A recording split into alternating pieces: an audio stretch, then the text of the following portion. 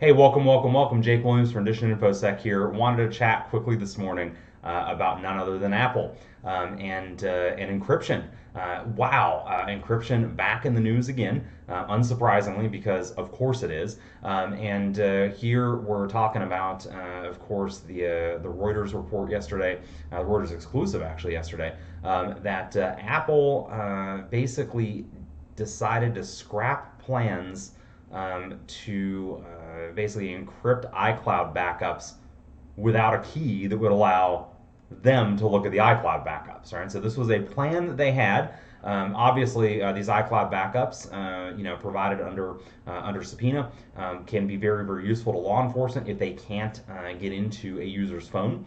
Obviously, that's been the center of numerous debates over the years, and we've seen just ridiculous.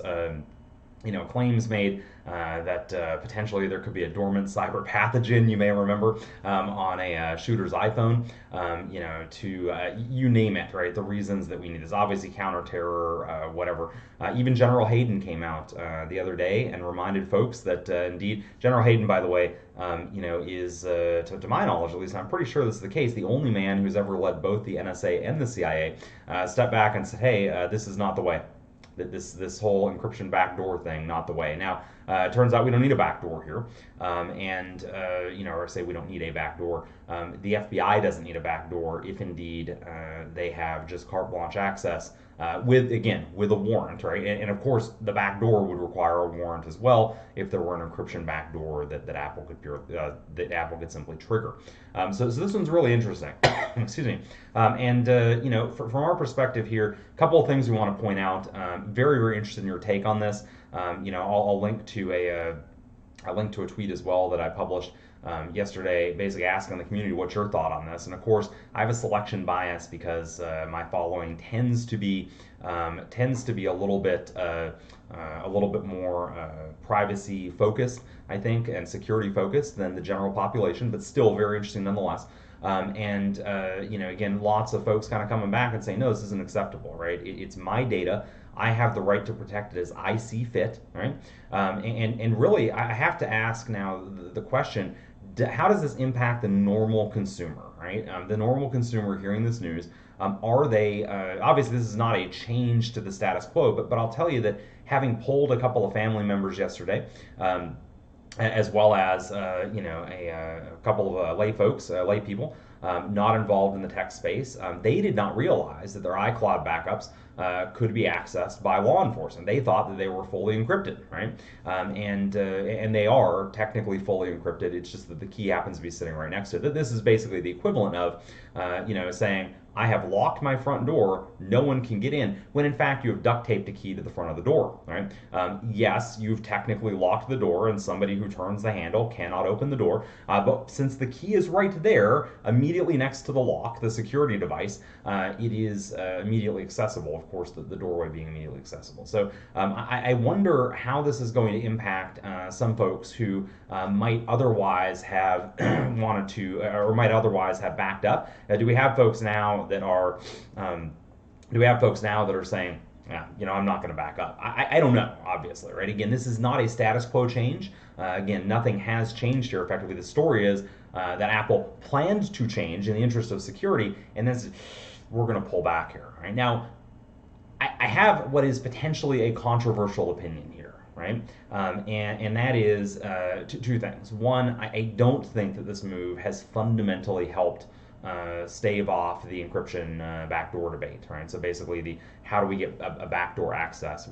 How does law enforcement and FBI get a backdoor access to these mobile devices? I don't have a good feel for how that's gonna basically for how that's gonna play out. But I say I don't have a good feel. I don't have a good feeling about how that's gonna play out. I have a feeling that eventually we will see those encryption backdoors. And I have to say that that if this move, this no change to the status quo, has staved off that for some period of time, I have to say that I don't like it, but it might be the better of lots of bad outcomes, right? Again, meaning that we haven't fundamentally changed anything. Security experts have known for years basically have known for years that this potential existed, right? And so I really don't see see the big. I say don't see the big deal. It is a big deal. The fact that Apple wanted to do it, the fact that Apple was pushing towards it, and the fact that these sources now are saying that Apple ultimately said, you know what, we're just not going to do this, is concerning, interesting, what have you. Secondarily, you may have seen in the article as well towards the bottom that Google went ahead and implemented that feature anyway, right? So kind of interesting there. Now, what is interesting here is that because Google isn't as much in the news, and picked that up for any number of reasons for the Android platform, but again, they're not as much or not in the news as much around this. They said, okay, got it. We're just not even going to talk to the FBI about this or the government in general. Go and went ahead and pressed the button and turned that feature on.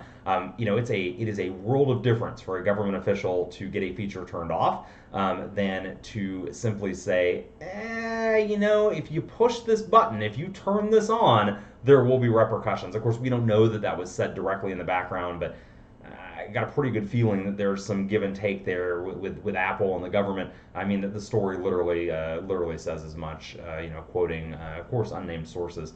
Obviously, I mean, you're not going to get in and be like, oh yeah, totally, I was there, and this is what played out. Anyway, look, here's the deal. Again, no status quo change. The only thing that's really interesting here, from a security standpoint, right, is the raised awareness around basically the raised awareness around the fact that law enforcement with proper subpoena, right? So basically with a court document, a court order, can access and decrypt those backups, right?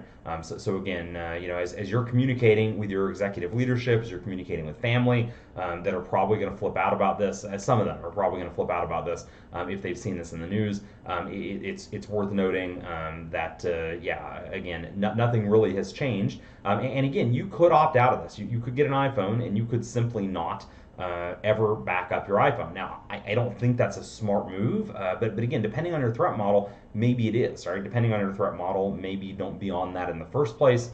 Hey, whatever. But again, just as you're communicating with folks today, I would say if they're asking about this, just be aware that again, this isn't the FBI, forcing Apple to change something. It's basically, Apple scrapping these plans either directly at the behest of the FBI or to avoid a showdown with the FBI. Google basically honey badgered it, and they were just like, "Hey, let's do this, whatever," right? And basically turned on encryption regardless for those backups. Again, iCloud has encryption; it's just storing the keys right next to it. And again, that's if the company can read the backup.